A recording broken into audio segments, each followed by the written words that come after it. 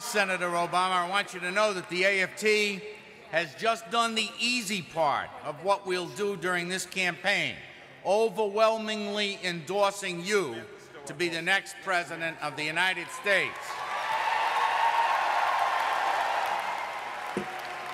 And now we're ready to do the hard part, work day and night to make sure that happens. All of us here and all of us throughout the country have been impressed by the campaign that you've run and the enthusiasm and energy that you've brought to the process. The AFT is happy to join you today from this room in Chicago to the Democratic Convention in Denver and on to victory in November. Delegates to the 2008 Convention of the American Federation of Teachers, let's give an AFT welcome to Senator Barack Obama.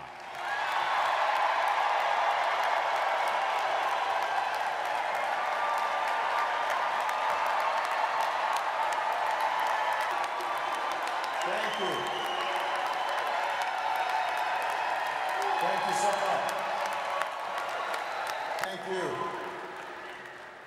Well, hello, everybody.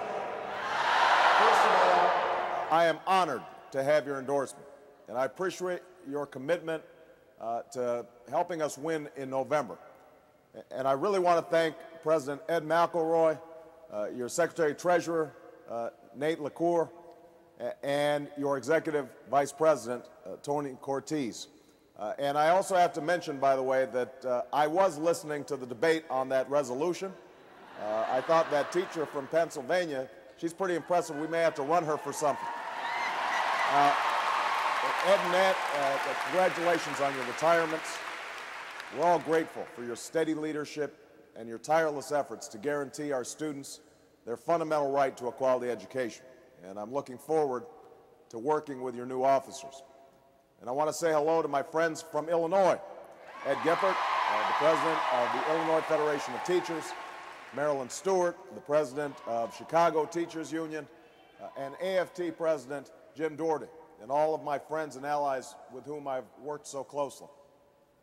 You know, over the course of this campaign, we've had the opportunity to visit schools and talk to teachers and students, paraprofessionals and support staff, college faculty and employees, public employees, nurses, and healthcare workers all across this country.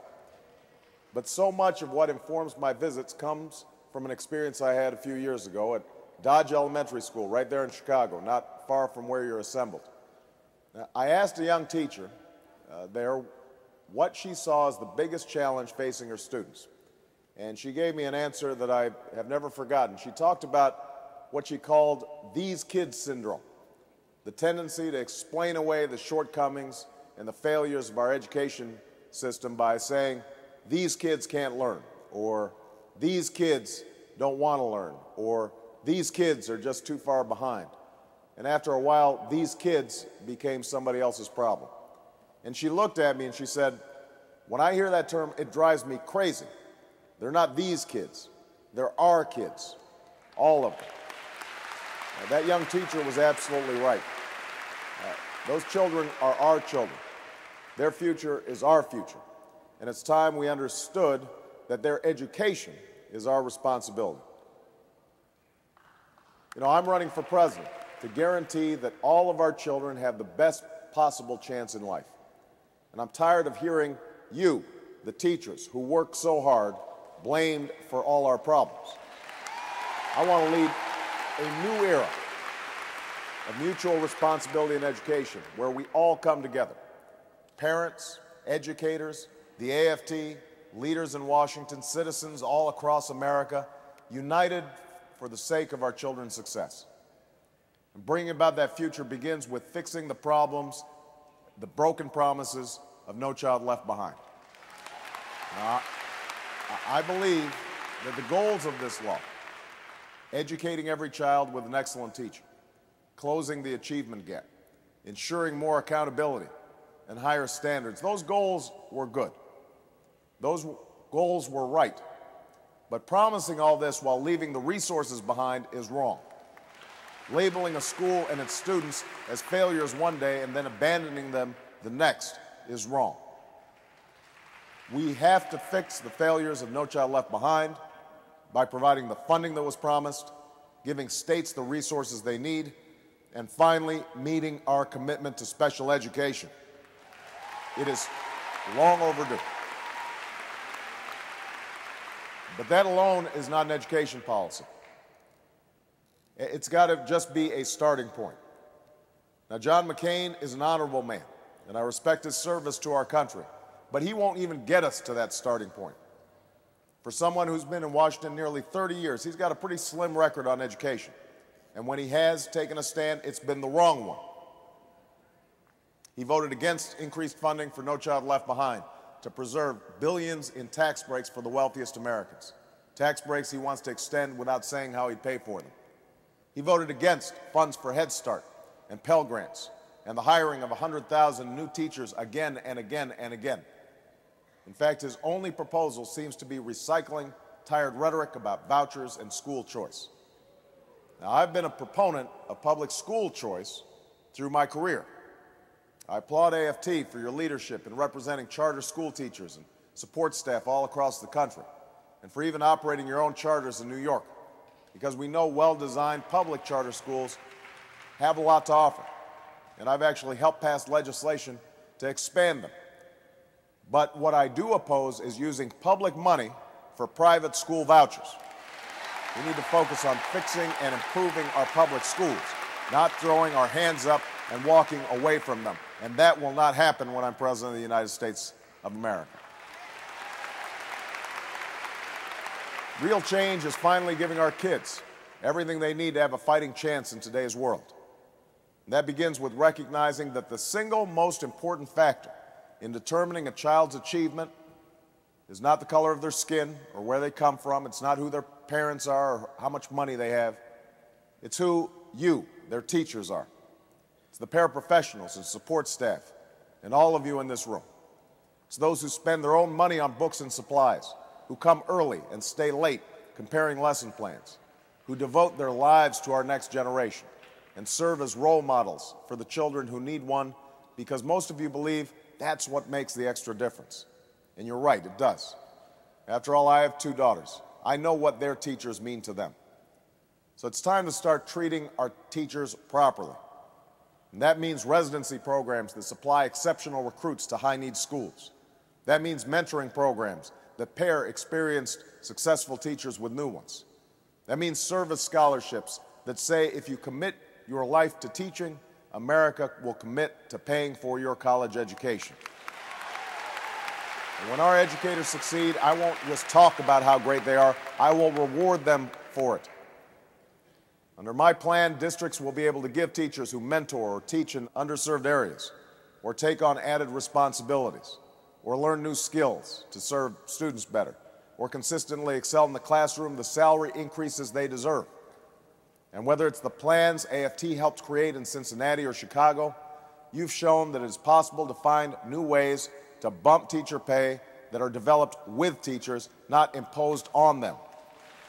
And together, we will begin changing the odds for our at-risk students by providing quality, affordable early childhood education for all of our children. To address the achievement gap, we'll expand after-school and summer learning opportunities. To address the dropout crisis that condemns so many futures, we'll intervene much earlier in a child's education, because the forces that lead to a high school student dropping out start well before the 9th grade. But let me point out, and I know you agree with me on this, there is no program and no policy that can substitute for a parent who's involved in their child's education from day one, to make sure that the child is in school on time, who helps them with their homework and attends those parent-teacher conferences, who's willing to turn off the TV once in a while, put away the video games and read to their child. Responsibility for our children's education starts at home. We have to set high standards for them and spend time with them and love them. We have to hold ourselves accountable. This is the commitment we have to make to our kids. This is the chance they have to have. We all know there are too many young men and women in America right now who are slipping away from us as we speak.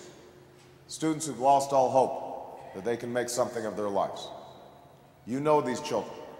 I know these children.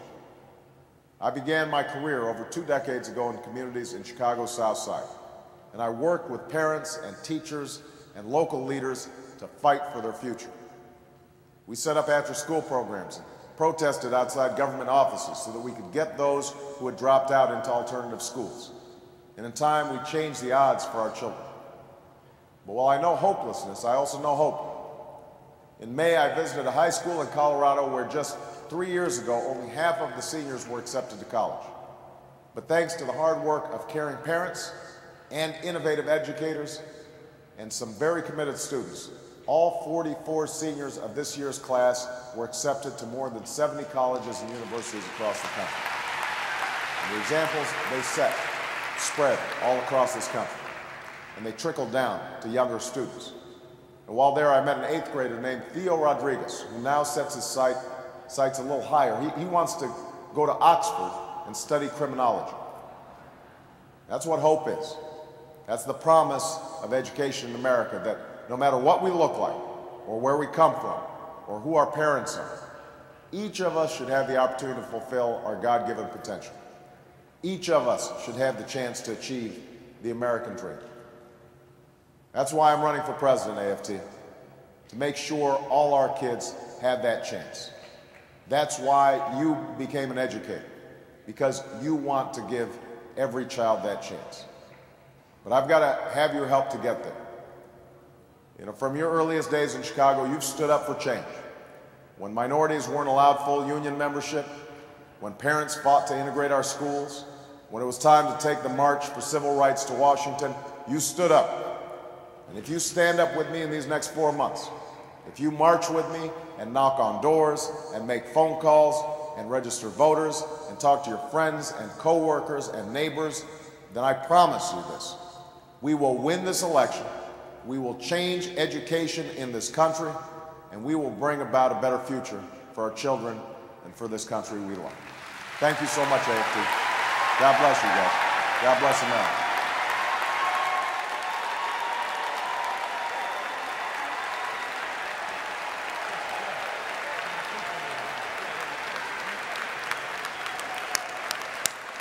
Thank you.